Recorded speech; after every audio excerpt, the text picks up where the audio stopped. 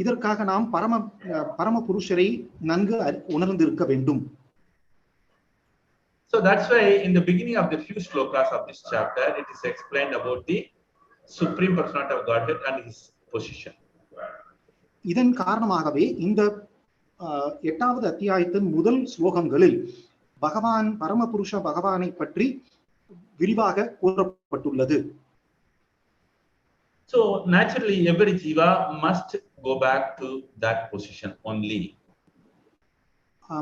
இறுதியாக ஒவ்வொரு ஜீவனுமே ஒவ்வொரு ஆத்மாவுமே பகவானின் பரம பதத்தை அடைவதே பலனாகும்.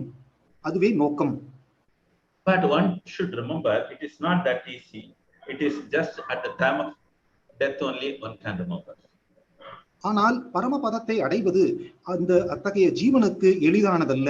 அவன் இறக்கும் தருவாயில் பகவானை நினைக்க வேண்டும். So one should remember always the Supreme Personality of Godhead. That is very important. கூடவே அவன் பகவானை எப்பொழுதும் நினைத்திருக்க வேண்டும். அது மிக முக்கியம்.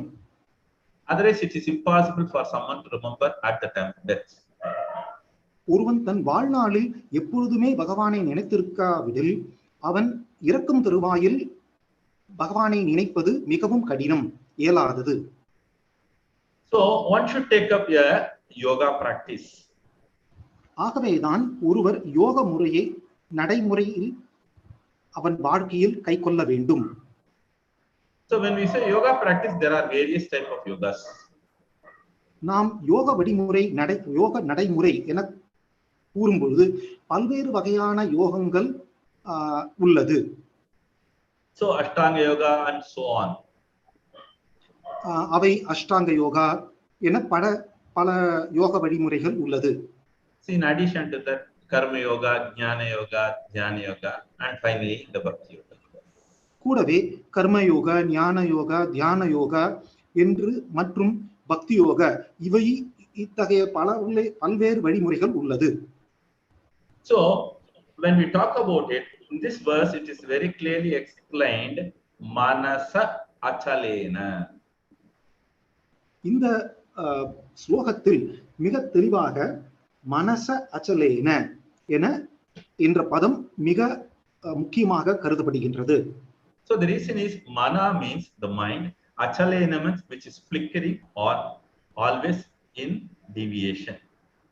இந்த மனச அச்சலேன என்பதன் அர்த்தம் என்னவென்றால் மனம் என்றால் மனது, அச்சலேன என்றால் சஞ்சலமின்றி நினைத்திருப்பது. So we have to understand there is also Bhagavad Gita shloka chala achala. Chala means which is always flickering or changing or deviating, but when we say achala, without deviating. நாம் இதே பதத்தை பல்வேறு இடங்கள் முன்பே கண்டிருக்கிறோம். பகவத்கீதையில் சல அச்சலேன என கூறப்பட்டுள்ளது. சல என்றால் சஞ்சலம் அடைவது, அச்சலேன என்பது சஞ்சலமற்று நிலைத்திருப்பது. So we have to understand the final word is satam, param, puruṣam, upaiti, divyam. This is the topmost position one has to go back to.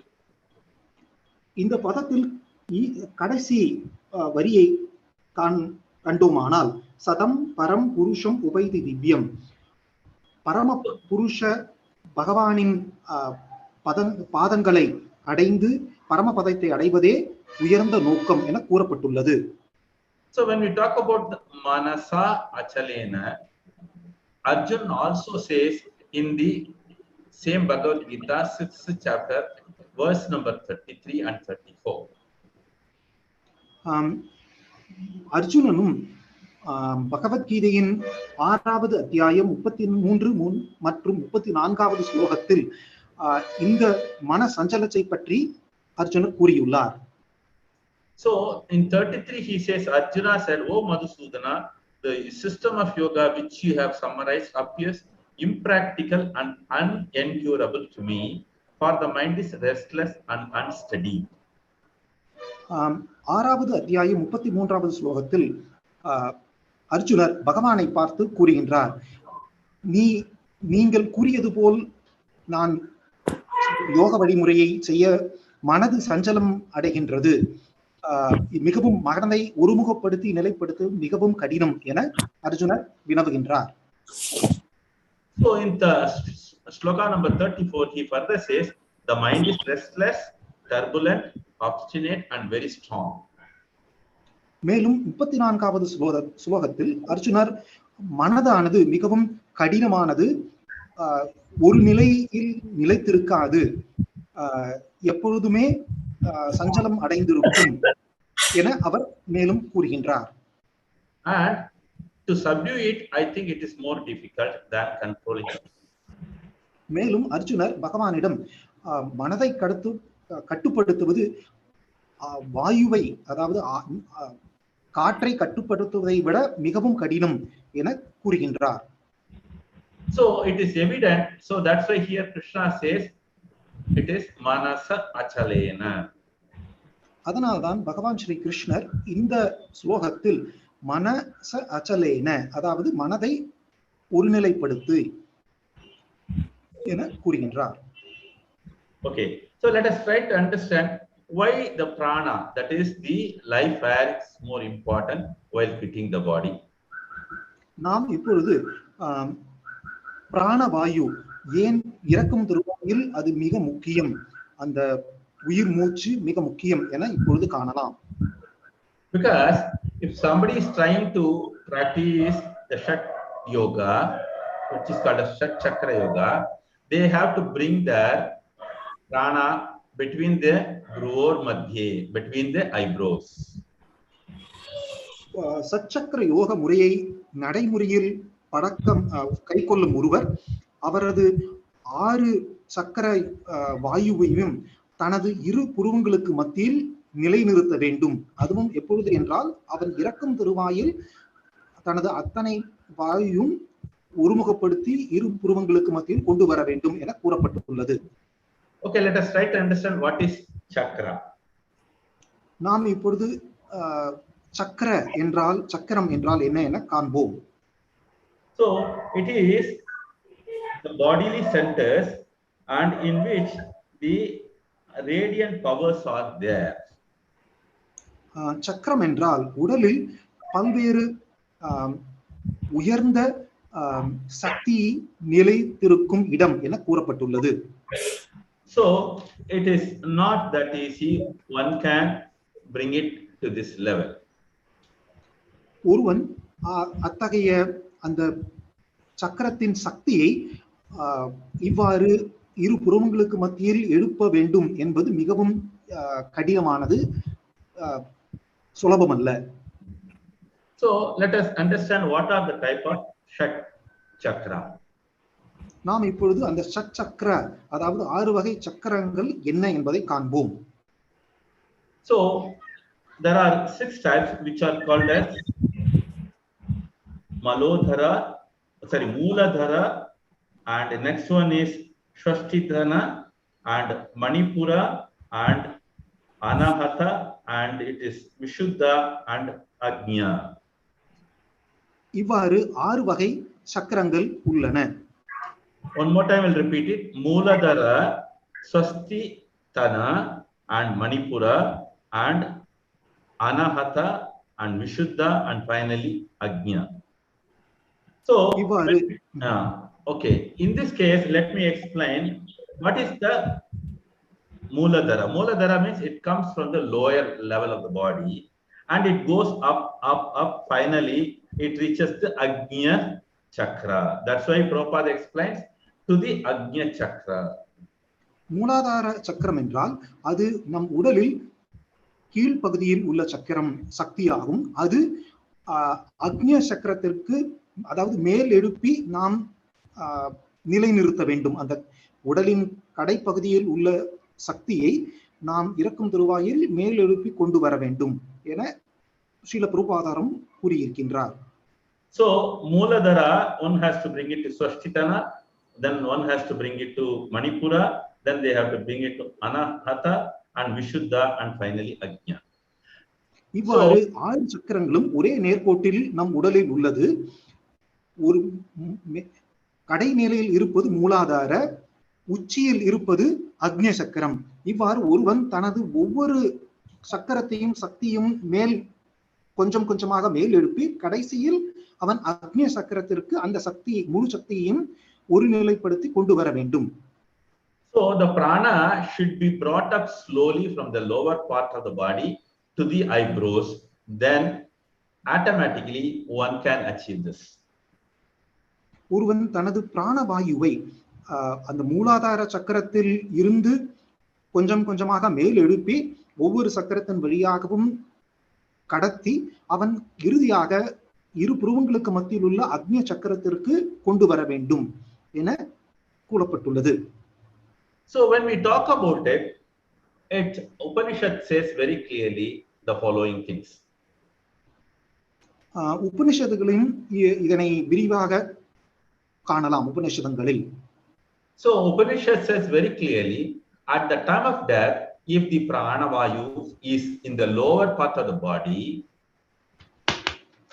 உபனிஷத்தில் என்ன கூறியுள்ளது என்றால், ஒருவனது பிராணவாயு அவன் இறக்கும் தருவாயில் அது கடை நிலையில் அவனது உடலின் கீழ்ப்பகுதியில் இருந்தால் என்ன ஆகும் என கூறுகின்றது. So he'll be leaving the soul, or the soul will leave through the holes which is available nearby in the lower part of the body. அவ்வாறு அவன் இறக்கும் தருவாயில் அந்த பிராணவாயுவானது அந்த கடை நிலையில் உடலின் கீழ்ப்பகுதியில் இருந்தால் அந்த பிராணவாயு அந்த கீழ்ப்பகுதியில் உள்ள துவாரங்கள் மூலமாக வெளியேறும் என உபநிஷதம் கூறுகின்றது. So the soul will be reaching only the lower planetary system because it is leaving the body through the lower part of the body. இவ்வாறு ஒருவரின் ஆத்மா கீழ் அவனது உடலின் கீழ் உள்ள துவாரம் வழியாக வெளியேறும் பொழுது அவன் இந்த 14 உலகங்களில் கீழ் உள்ள உலகத்தையே அவன் அடைய முடியும் என கூறுகின்றது. So again Upanishad confirms, if somebody is able to bring the pranavayu to the higher level as explained in this verse, உபநிஷதம் மேலும் என்ன கூறுகின்றது என்றால், இவ்வாறு கூறப்பட்டுள்ளது போல ஒருவன் தனது பிராணவாயுவை இறக்கும் திருவாயில் மேல் எழுப்பி அக்ஞா சக்கரத்திற்கு கொண்டு வர முடியும் என்றால் automatically the soul will leave the body from the upper part of the body. அவன் அத்தகைய நிலையில் அவனது ஆன்மாவானது அவனது மேல் உள்ள துவாரங்கள் மூலமாக உடலின் மேல் பகுதியில் உள்ள துவாரங்கள் மூலமாக வெளியேறும். அவ்வாறு இருக்கும் பொழுது அவன் மேல் உலகத்தை எளிதாக அடைய முடியும் என உபநிஷதம் கூறுகிறது. So that's why here Krishna says one should bring the pranavayu to the eyebrows between. ஆகவேதான் பகவான் ஸ்ரீ கிருஷ்ணர் இந்த ஸ்லோகத்தில் ஒருவன் தனது பிராணவாயுவை இறக்கும் தருவாயில் தன் புருவங்களுக்கு மத்தியில் ஒரு நிலைப்படுத்தி கொண்டு வர வேண்டும் என கூறுகின்றார். So we can understand the mind, if it is restless, then one cannot do this exercise. நாம் முன்பே பார்த்தது போல் மனம் சஞ்சலம் பெற்று இருக்கும் பொழுது இத்தகைய யோக நடைமுறையை அவன் தனது இறுதி காலத்தில் செய்வது மிக மிக கடினம். So one should practice this mind from the beginning in Krishna consciousness. ஆகவேதான் ஒருவன் தன் மனதை ஒருநிலைப்படுத்த அவன் பகவான் ஸ்ரீ கிருஷ்ணரின் கிருஷ்ண பக்தி உணர்வை வாழ்முறையில் நடைமுறைப்படுத்த வேண்டும். So as we see present days, people mind are always disturbed. தற்காலத்தில் மக்கள் தங்கள் மனது சஞ்சலமற்று பல்வேறு குழப்பங்களில் உள்ளார்கள். So naturally one has to first of all pacify the mind. இயற்கையாக ஒருவன் தனது மனதை சாந்தப்படுத்த வேண்டும். So then only the mind can be purified. அப்பொழுதுதான் ஒருவனது மனம் தூய்மை அடையும். So to pacify and purify, one has to take up the chanting of the Hare Krishna, Krishna Krishna, Hare Hare, Hare Rama, Rama Rama, Hare Hare. இவ்வாறு ஒருவன் தனது மனதை சாந்தப்படுத்தி ஒருநிலைப்படுத்தி தூய்மைப்படுத்த வேண்டும் என்றால் அவன் மகாமந்திரமான ஹரே கிருஷ்ணா கிருஷ்ணா கிருஷ்ணா ஹரே ஹரே, ஹரே ராம ராம ராம ஹரே ஹரே என்பதை தொடர்ந்து கூற வேண்டும். So as such we can understand there are 5 types of air in the body. மேலும் நாம் இந்த உடலில் நம் உடலில் 5 வகையான காற்றுகள் வாயுக்கள் உள்ளது. So it says prāṇa, apāna, vyāna, udāna, samāna. இவ்வாறு பிராண அபான vyāna, பிராண apāna, அபான vyāna, vyana udāna, உதான samāna. சமான என்று 5 வகை காற்றுகள் வாயுக்கள் நம் உடலில் பொருந்தியுள்ளது. So out of this prana vayu is very important. One must be able to bring it to the higher level as explained. இந்த 5 வகை வாயுக்களில் பிராணவாயு என்பது மிகவும் முக்கியம். இதனையே நாம் ஒருவன் இந்த சச்சக்கர யோக முறையில் ஒருநிலைப்படுத்தி கொண்டு வந்து புருவங்களுக்கு இடையில் நிலைநிறுத்த வேண்டும் என கூறப்பட்டுள்ளது. So when we talk about the meditation and yoga, there are again 8 type of yogas. Ashtanga yoga we call it as. மேலும் நாம் இந்த யோக முறையை காண வேண்டும் என்றால் 8 வகையான யோக வழிமுறைகள் உள்ளது. அதையே நாம் அஷ்டாங்க யோகா என கூறுகின்றோம். So one has to train the body in such a way and they have to bring the prana to the upper level.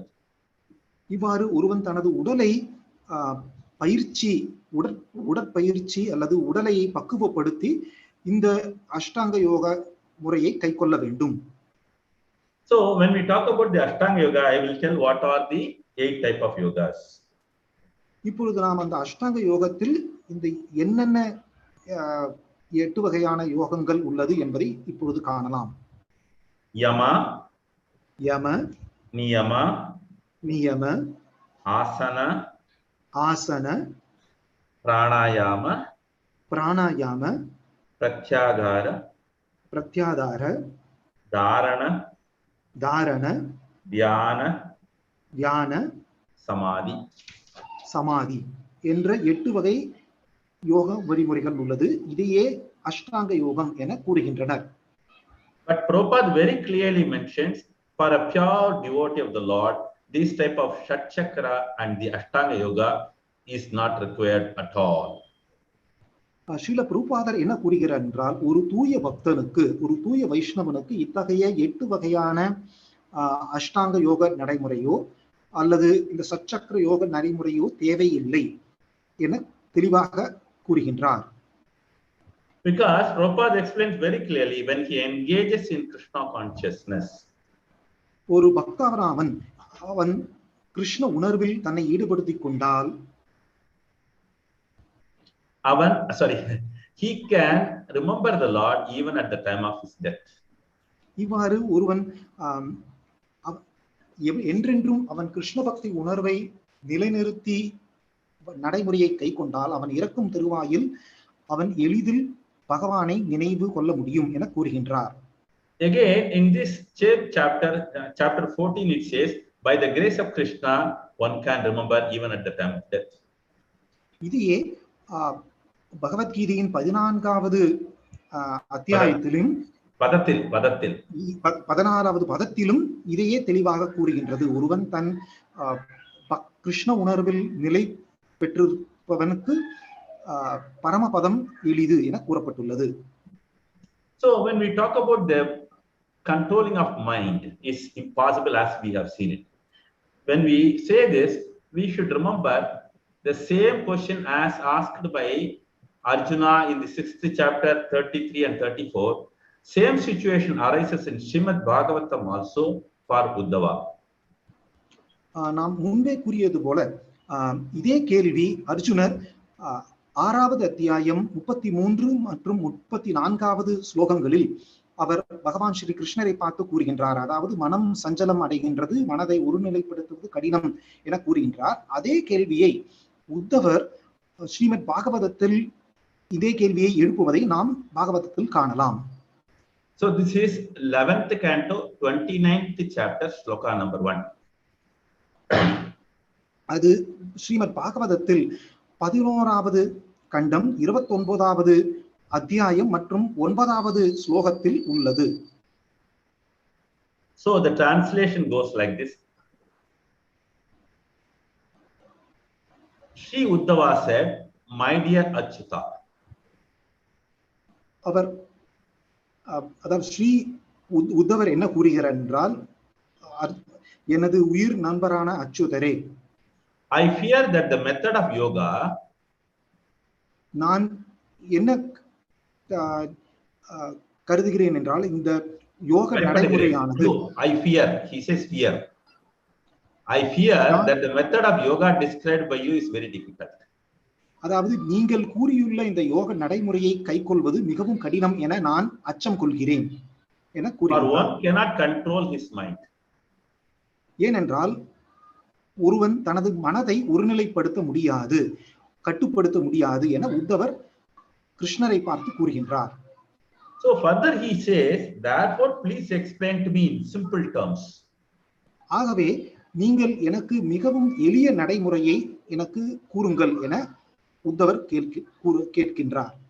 How someone can more easily execute it. ஒருவன் தனது மனக்கட்டுப்பாட்டை எவ்வாறு எளிதில் அடைவது என கேட்கின்றார். So we can understand everywhere in the same situation comes. So under this, ஆகவே இதே கேள்வி, இதே நடைமுறை அல்லது இதே கடினமான கேள்வி எல்லாருக்கும் எழுகின்றது. பகவத்கீதையில் அர்ஜுனருக்கு, பாகவதத்தில் உத்தவர் கேட்கின்றார். So when we go through some other Vaishnavas, Sri Vaishnavas, he is Kulasekara Alvar. இதே போலதான் ஸ்ரீ வைஷ்ணவத்திலும் குலசேகர ஆழ்வார் கூறுகின்றார். Mukundamala verse number 12. முகுந்தமாலா, குலசேகர ஆழ்வாரின் முகுந்தமாலா ஸ்தோத்திரத்தில் 12வது ஸ்லோகத்தில் கூறுகின்றார். So translation goes like this: Dear mind, do not bewilder yourself by anxiously thinking. அவர் குலசேகர ஆழ்வார் தனது மனதை பார்த்து, மனமே நீ சஞ்சலம் அடையாதே என கூறுகின்றார். How can I cross this fathomless and impassable ocean of material existence? இத்தகைய மிகப்பெரிய சம்சார கடலை கடப்பது எவ்வாறு என சஞ்சலம் கொள்ளாதே என குலசேகர ஆழ்வார் கூறுகின்றார். So further he advises, there is one who can save you. மேலும் அவர் இந்த சூழ்நிலையில் யார் நம்மை காப்பாற்ற முடியும் என்பதையும் கூறுகின்றார். So he is instructing the mind, devotion is the one who can save you. Kulasekara Alvar தனது மனதிற்கு இறை பக்தி ஒன்றே நமக்கு உதவும் என கூறுகின்றார். இத்தகைய நிலையில் So further he says, if you offer her to the lotus-eyed Lord, the killer of Narakasura. மேலும் அவர் என்ன கூறுகிறார் என்றால், இந்த நரகாசுரனை அழித்த, வதம் செய்த தாமரை இதழ்கள், தாமரை மலரை போன்ற கண்களை கொண்ட பகவானை சரணடைந்தால் நம் மனம் கட்டுப்படும், ஒருநிலைப்படும் என கூறுகின்றார். So that devotion will carry across this ocean without fail. அத்தகைய பகவான் மீது பக்தி கொண்டிருப்பது இந்த சம்சார சாகரத்தை எளிதில் கடக்க நமக்கு உதவும் எனவும் கூறுகின்றார். So like this, we have got lots of references wherein everywhere it says mind is very fickle. இவ்வாறு நமக்கு பல்வேறு உதாரணங்கள், பல்வேறு கருத்துக்கள் உள்ளது. மனத்தை கட்டுப்படுத்துவது, ஒருநிலைப்படுத்துவது மிகவும் கடினம் என காணலாம். So under the circumstances, one must take devotional service. இத்தகைய சூழ்நிலையில் ஒருவன் பக்தி யோகத்தை கை கொள்வது மட்டுமே ஒரே வழி. Because we are in the Kali Yuga and it is very difficult for the mind to remain calm and peaceful. நாம் இந்த கலியுகத்தில் வாழ்ந்து கொண்டிருக்கிறோம். அத்தகைய நேரத்தில் மனதை ஒருநிலைப்படுத்தி சஞ்சலமற்று கட்டுப்படுத்தி இருப்பது மிகவும் கடினமாகும். Because the material nature has got 6 types of anomalies. காரணம் என்னவென்றால், இந்த ஜட உலக இயற்கையானது 6 வகையான குற்றங்கள், குறைபாடுகளை கொண்டிருக்கிறது. So the mind is always filled with kama, krodha, இந்த மனதானது எப்பொழுதுமே காம குரோத நிறைந்திருக்கிறது. மோகம், மதம், ஆச்சரியம், Kama, Krodha, Loba is also there. I'll tell in order the 6 items which always affects the mind. Kama, Krodha, Loba, Moha, Mata, Mascharya. Kama, Krodha, Loba, மதம், மோக, மதம், ஆச்சரியம் என்பதே 6 வகையான குற்றங்கள் அல்லது இடையூறுகள் ஆகும் இந்த கலியுகத்தில். Hare Krishna.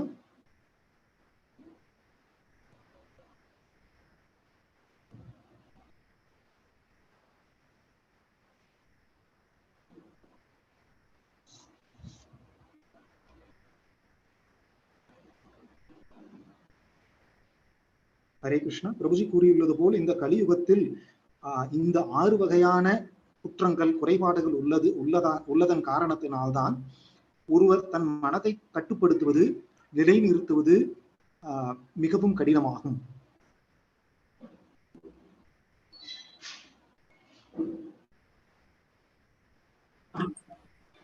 Hare Krishna. Sorry, there was a power cut. I am switching over to mobile. I was using the laptop. மன்னிக்கவும், எனது இல்லத்தில் மின்தடை ஏற்பட்டுள்ளதால் நான் தற்பொழுது கைபேசி மூலம் உரையாற்ற இருக்கிறேன். So as we saw, there are 6 types of anomalies in the mind always disturbs us. நாம் இப்பொழுது கண்டதை போல இந்த 6 வகையான குற்றங்களும் நம் மனதை ஒருநிலைப்படுத்துவதை கடினமாக்குகின்றன. So, but one should remember, it is easily possible to cross over it if somebody takes up the bhakti yoga. ஆனால் ஒருவன் பக்தி யோகத்தை நடைமுறைப்படுத்தினால் இந்த சம்சார சாகரத்தை கடப்பது மிகவும் எளிது என்பதை நாம் காணலாம். So, as we are progressing in Krishna Bhakti, slowly we will be able to fix our mind in Krishna consciousness. நாம் இவ்வாறு நம் வாழ்வில் கிருஷ்ண பக்தி உணர்வை தொடர்ந்து கை கொண்டோமானால் நாம் இத்தகைய இந்த 6 வகை சஞ்சலங்களையும் கடந்து நம் மனதை கட்டுப்படுத்த முடியும். So one will be able to always fill their mind with Krishna conscious things. அத்தகைய நிலையில் ஒருவன் தனது மனதை கிருஷ்ண உணர்வினால், கிருஷ்ண பக்தி உணர்வினால் முழுதும் நிரப்ப முடியும். So automatically all the anomalies or the unwanted 6 items which we were discussed will be completely emptied from the mind and the mind will be pure. இவ்வாறு ஒருவன் தன் மனதை கிருஷ்ண பக்தி உணர்வில் நிரப்பினால் தானாகவே இந்த 6 களங்கங்களும் அவன் மனதை விட்டு வெளியேறிவிடும். So now the mind is pacified as well as purified. இந்த நிலையில் ஒருவன் தனது மனம் சாந்தமாகும் மற்றும் தூய்மை அடைந்திருக்கும். So under these circumstances he will be able to apply the intelligence. இந்த நிலையில்தான் ஒருவன் தனது ஞானத்தை உபயோகப்படுத்த முடியும். So as Krishna says in the Bhagavad Gita 10th chapter, what does he say? Aham sarvasya prabho. In that continuation he says dadami buddhi yogam tam.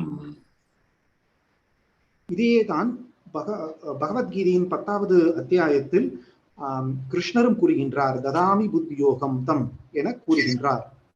So a person as he takes up Krishna consciousness, the intelligence is automatically gained from the Lord's mercy. இவ்வாறு ஒருவன் தொடர்ந்து கிருஷ்ண பக்தி உணர்வை கை கொண்டு இருந்தால் அவனுக்கு ஞானம், அறிவு கிடைக்கப் பெறும் என கூறுகின்றார். So then he will be able to completely remember the Lord even at the time of death. இவ்வாறு ஒருவன் அந்த பகவானின் கருணையால் ஞானம் பெற்று அடையும் பொழுது அவன் தானாகவே இறக்கும் தருவாயில் பகவானை நினைக்கும் அருள் அவனுக்கு கிடைக்கும். So such a devotional service or the bhakti yoga is the topmost. இத்தகைய பக்தி உணர்வே பக்தி யோகமே மிகவும் சிறந்தது, மிகவும் உன்னத நிலை அடைந்த யோகமாகும். So that's why Prabhupada never recommends this type of ashtanga yoga or the shatkriya. ஆகவேதான் ஸ்ரீல பிரபுபாதர் நமக்கு அஷ்டாங்க யோகா நடைமுறையோ அல்லது ஷட்சக்கர யோக நடைமுறையோ நமக்கு அறிவுறுத்தவில்லை. But in other panth, other groups or other followers, they try to do and they fail to achieve this. ஆனால் அதுவே பிற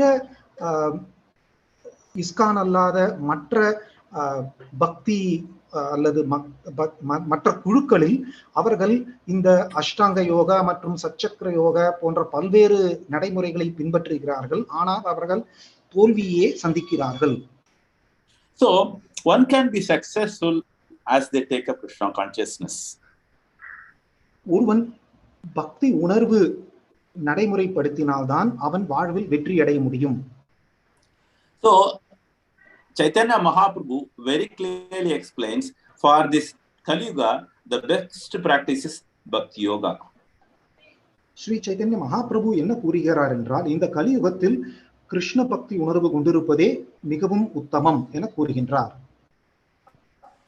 So we see in the Bhagavatam also it says prāṇa-kāle sabhyaha kalau asmin yuge janaha mandaha sumandamatayo mandabhagyahi upadritaha. So when we see this shloka, it says upadritaha means it is always disturbed. பாகவதத்திலும் இந்த ஸ்லோகத்தில் கூறப்பட்டுள்ளது போல உபதிருதா என்றால் மனம் சஞ்சலம் அடையும், எப்பொழுதுமே சஞ்சலத்துடனே இருக்கும் என கூறப்பட்டுள்ளது. So we can see people who are not in Krishna consciousness. நாம் காணலாம் பிற மக்கள், அதாவது பக்தி கிருஷ்ண பக்தி உணர்வை நடைமுறையில் கைக்கொள்ளாத பிறர் நபர்கள் மூலம் இதனை காணலாம். So just go in the morning to any railway station or metro station. நாம் பிற அதாவது ரயில் வண்டி நிலையம் அல்லது புகை வண்டி நிலையம் அல்லது எந்த ஒரு பொது இடத்திற்கு நாம் சென்றாலும் people will be having a face full of disturbances. அத்தகைய பொது இடங்களில் நாம் காண்டோம் என்றால் மக்கள் மிகவும் அழுத்தத்துடனேயே மிகவும் சஞ்சலத்துடனேயே இருக்கும் அவர்கள் முகபாவத்தை நாம் எளிதில் காண முடியும். So it is always recommended the bhakti yoga is the topmost for this yuga. ஆகவே நாம் இதன் மூலம் என்ன நாம் கருத்து கொள்ள வேண்டும் என்றால், கிருஷ்ண பக்தி உணர்வு கொண்டு பக்தி செலுத்துவதே மிகவும் உன்னதமாகும், மிகவும் உயர்ந்த யோக நடைமுறை ஆகும். So I will give you quickly a good example which yoga is the best, because we understand Vishwamitra tried the all type of yogas except bhakti yoga. நாம் இப்பொழுது ஒருவர் எவ்வாறு பல்வேறு யோக நடைமுறையில் கொண்டிருக்கிறார் என்பதை உதாரணங்கள் மூலம் நாம் காணலாம். விஸ்வாமித்தர் அவர் பக்தி யோகாவை தவிர்த்து பல்வேறு வகையான யோக நடைமுறையை அவர் கை கொண்டார். So when he met Menaka, he fell from his position. அந்த விஸ்வாமித்திரர் முனிவரானவர் மேனகையை கண்டபொழுது மனம் சஞ்சலம் அடைந்து அவர் அந்த பக்தியிலிருந்து பிறந்தார். But we can take a very good example in recent times in our Gaudiya Sampradaya. நமது கௌடிய சம்பிரதாயத்தில் கூட இத்தகைய உதாரணத்தை நாம் காணலாம். But it is totally different when we talk about the great, our dear Namacharya Haridas Thakur. உதாரணமாக நமது நாமாச்சாரிய ஹரிதாஸ் தாக்கூரின் வாழ்விலும் இத்தகைய நிலை ஏற்பட்டது. But he did not fall from his position. ஆனால் விஸ்வாமித்திர முனிவரை போன்று ஹரிதாஸ் தாக்கூர் அவர்கள் மனம் சஞ்சலம் பெற்று பிறழவில்லை. So when a prostitute was in front of her trying to please him for sense enjoyment, ஒரு முறை ஒரு தாசியானவள் ஸ்ரீ ஹரிதாஸ் தாக்கூரிடம் வந்து அவரை மனதை கலைக்க முற்பட்டார். ஆனால் அவரது மனம் சஞ்சலமடையவில்லை. But ultimately what happened? That prostitute became a devotee of the Lord. ஆனால் அவரது பக்தி உணர்வின் மூலமே அந்த தாசியானவள் இறுதியில் பக்தி தொண்டை அந்த தாசியானவள் கை கொள்ளத் தொடங்கினார். So that means we can understand the other yogas which is prescribed, such as Ashtanga yoga and all, will not be successful at all. ஆகவே இதன் மூலம் நாம் என்ன காண முடியும் என்றால், பக்தி யோகம் தவிர்த்து மற்ற யோக நடைமுறைகளான அஷ்டாங்க யோகாவை கை கொண்டால் அவன் வாழ்வில், அதாவது அவன் இறுதி குறிக்கோளை அடைய முடியாது. So if somebody takes up bhakti yoga, Krishna consciousness, one can be always successful and go back to Godhead for sure. அதுவே ஒருவர் பக்தி யோகத்தை கை கொண்ட வைஷ்ணவர் அல்லது பக்தர் ஆனவர், அவர் எப்பொழுதுமே கிருஷ்ண உணர்வில் நிறைந்திருந்து அவரது இறுதி குறிக்கோளான பரமபதத்தை எளிதில் அடைய முடியும். The reason being, the chanting of the holy names does all the positive effects. Hare Krishna. Hare Krishna, Prabhuji. I said, so if somebody takes chanting of the holy names, it brings all the positive effects. Are you here? It is little bit lagging, Prabhuji. Sometimes it is like the voice is distorting. Because I am using the data now. I am not using the Wi-Fi. Yes, Prabhuji. Can you please? So one should take up the chanting of the holy name, which is the bhakti yoga, through which one can be successful of going back to Godhead. ஆகவே ஒருவர் இந்த பக்தி யோக நடைமுறையில் எப்பொழுதுமே மகாமந்திரத்தை உச்சரித்துக் கொண்டிருந்தால் அவர் எளிதில் தனது வாழ்வின் குறிக்கோளான பரமபதத்தை அடைவது நிச்சயம் என காணலாம். Hare Krishna. Thank you so much. Any questions, any doubts? Hare Krishna. தங்கள் யாருக்காவது கேள்விகள் அல்லது கருத்துக்கள் உள்ளதா?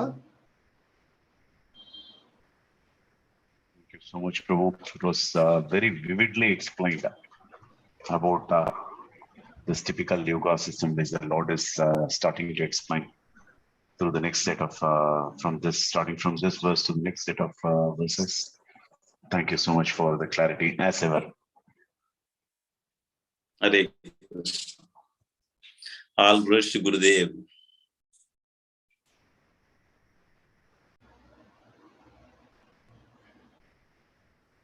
Hare Krishna. Hare Krishna. Jai Shri Prabhupada. Gurudev ka saranam. Jai Shri Prabhupada ki jai. Kantarashtra Bhagavad Gita ki jai. His Grace Parameshwara Gaura Prabhu ki jai. Jai. Shri Prabhupada. Thank you so much, Prabhu. Thank you so much. Thank you so much, Prabhu. Hare Krishna. Hare Krishna. Hare Krishna. Prabhu, can I move out because I have got another class? Yes, Prabhu. Just vancha kalpatarubhyascha kripasinibhyascha patitānaṁ pavanebhyo vaishnavebhyo namo namaha. Ananta As a regular practice, let's chant. As a regular practice, let's chant Hare Krishna mantra thrice for the spiritual well-being of all the devotees. Hare Krishna, Hare Krishna, Krishna Krishna Krishna, Hare Hare, Hare Rama, Hare Rama, Rama Rama, Hare Hare, Hare Krishna, Hare Krishna, Krishna Krishna, Hare Hare, Hare Rama, Hare Rama, Rama Rama, Hare Hare. Hare Krishna, Krishna Krishna, Hare Krishna Hare, Hare Hare. Hare Rama, Rama Rama, Hare Hare. Thank you, Parameshwara Prabhu. Thank you, Kumaresan Thank you, Prabhu. Kumaresan Prabhu. Thank you. Kumaresan Prabhu, நீங்க தான் host. Recording stop பண்ணி live streaming stop பண்ணிட்டு session பண்ணுங்க.